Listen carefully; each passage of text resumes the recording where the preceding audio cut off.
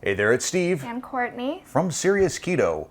And when I did that video on potato substitutes with all the root vegetables, one of the comments that I got, actually I think I got it a few times, recommended that I try out Chayote squash.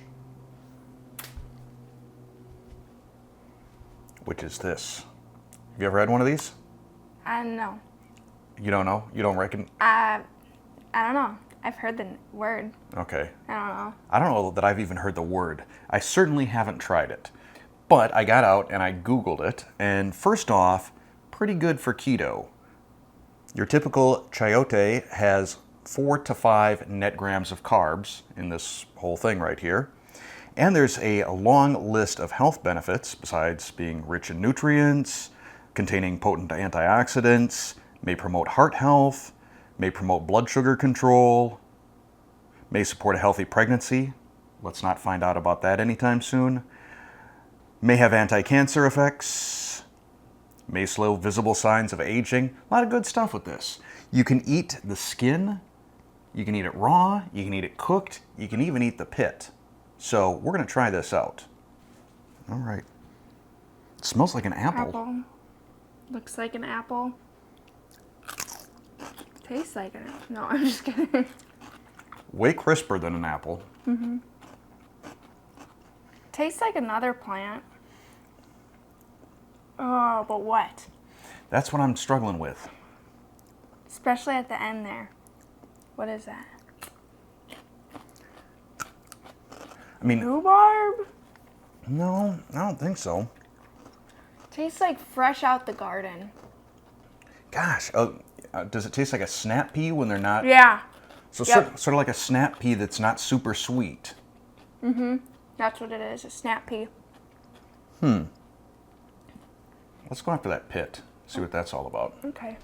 Now, I've seen some pictures where the pit actually looks almost like the size of an almond. There's this weird gooey stuff in the middle. Ooh, that aftertaste. No me gusta. Did you get any of that yet? It's not good. So I think raw, this stuff would go really good, if you're dipping it in some ranch or something like that. Yeah. Now, the test is making some chips.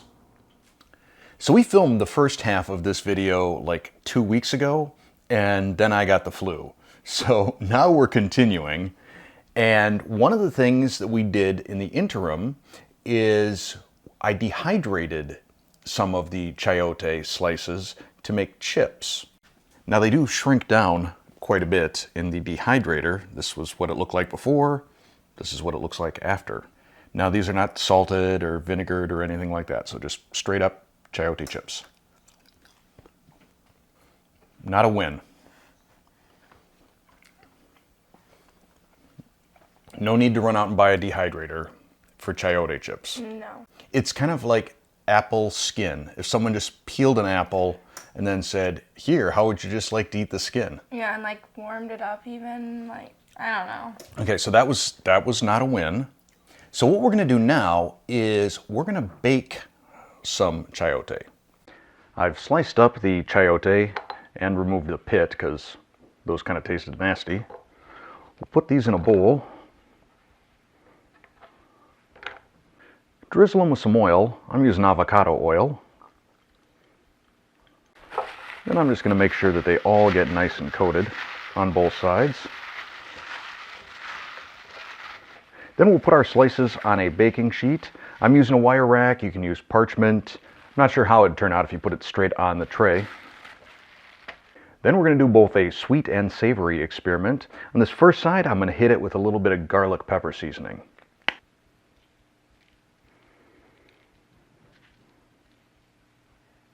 And for the other side, I've got a mixture of cinnamon and allulose. And then we'll go into an oven at 325 degrees.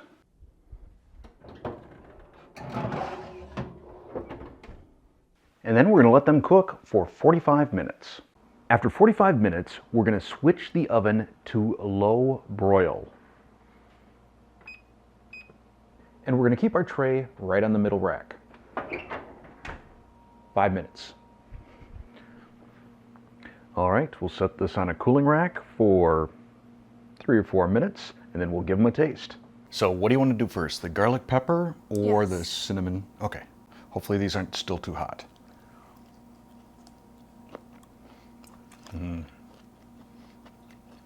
What do you think? These are good.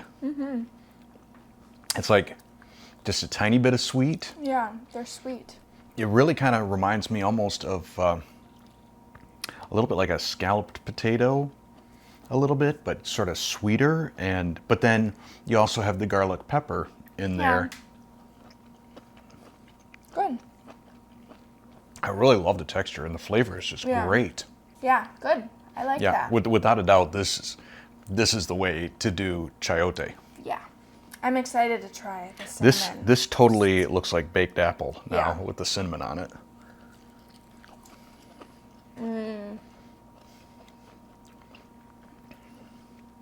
It tastes like an apple pie.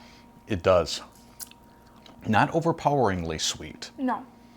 I mean, I probably could have even upped the allulose on this a little bit. But yeah, I think you could totally make an apple pie using chayote squash. I feel like I can even taste like the crust of the apple pie. Really? I don't know. I think you're maybe. imagining things. It's good. So, chayotes, I've never seen them in my regular grocery store, but if you go to a Mexican grocery store, they got a ton of them.